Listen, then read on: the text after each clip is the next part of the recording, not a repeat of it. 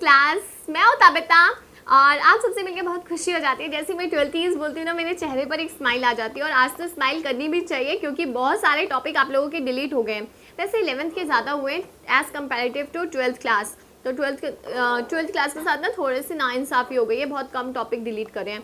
But फिर भी मैं बोलूँगी अकाउंट्स में आपको बहुत बेनिफिट मिलने वाला है गाइस। जो टॉपिक डिलीट हुए हैं ना, सबसे ज़्यादा इसी में कन्फ्यूजन होती थी। तो कौन कौन से हैं ज़रा डिस्कस करते हैं।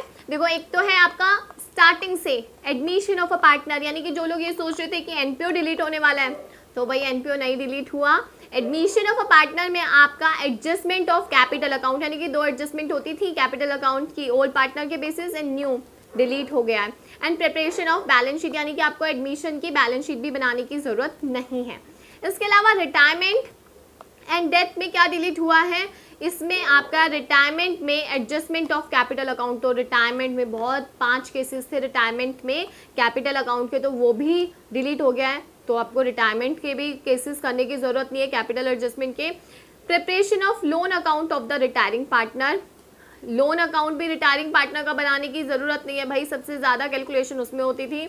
इसके अलावा डिसीज्ड पार्टनर का कैपिटल अकाउंट, यानी कि preparation of disease partner capital account नहीं बनाना एंड हिज एग्जीक्यूटर अकाउंट भी नहीं बनाना भाई। डेथ तो इन्होंने ऑलमोस्ट डिलीट ही कर दिया है, डेथ का तो ना कैपिटल अकाउंट बन रहा ना ही एग्जीक्यूटर। एंड रिटायरमेंट में भी काफ़ी अच्छी कमी कर दी इन्होंने, एडजस्टमेंट्स डिलीट कर दी हैं कैपिटल अकाउंट की। एंड प्रिपरेशन ऑफ लोन, तो आपको एडमिशन एंड रिटायरमेंट में तो बहुत बेनिफिट मिलने वाला है। हाँ, डिसोल्यूशन में इन्होंने कोई चेंजेस नहीं करे, डिसोल्यूशन पूरा पढ़ना पड़ेगा आपको। इसके अलावा कंपनीज में एक चैप्टर था रिडेम्पशन ऑफ डिबेंचर, उसके भी 2 मेथड अब के सिलेबस में रहे थे, तो दोनों के दोनों डिलीट कर दिए। पहले वालों के लिए बहुत नुकसान है, उन्होंने 4 मेथड पढ़े थे, तो अब जो 2 रह गए थे एडिशन से लास्ट ईयर से, अब वो 2 मेथड भी डिलीट कर दिए गए हैं गाइस। तो lump sum and draw float दोनों डिलीट है, यानी कि रिडेम्पशन चैप्टर भी आपका डिलीट कर दिया गया है। तो ये आपको बेनिफिट होने वाला है 12th अकाउंट्स को। एंड इसके अलावा हम लोग 12th के इकोनॉमिक्स का देखते हैं। इकोनॉमिक्स में क्या क्या डिलीट हुआ है। इकोनॉमिक्स में ऑफकोर्स बहुत कम डिलीट हुआ है। इकोनॉमिक्स में आपका, अगर मैं मैक्रो इकोनॉमिक्स की बात करूं, तो मैक्रो इकोनॉमिक्स में मनी एंड बैंकिंग चैप्टर से control of credit through bank rate, CRR, SLR, repo rate, CRR cash reserve ratio, statutory liquidity ratio, repo rate and reverse repo rate delete है। Open market operation delete है।